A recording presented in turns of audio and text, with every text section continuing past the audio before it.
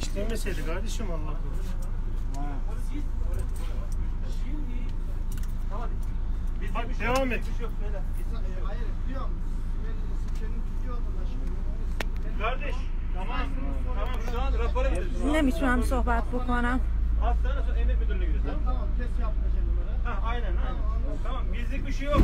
بی دلیل اسم توی سیستم هست ولی تو سیستم رو نگاه نمی‌کنم. بی دلیل چند نفر رو انتخاب کردن قربانی دارن دیپورتشون میکنن. فقط ازتون میخوام خبر رو پخش بکنید. تنها کمکی در حال حاضر میتونید به من بکنید تامین شهر دنیزلی هستم. لایو نمیتونم ذخیره بکنم. کسایی که هستن میتونم من بگم چجوری ذخیرهش بکنم.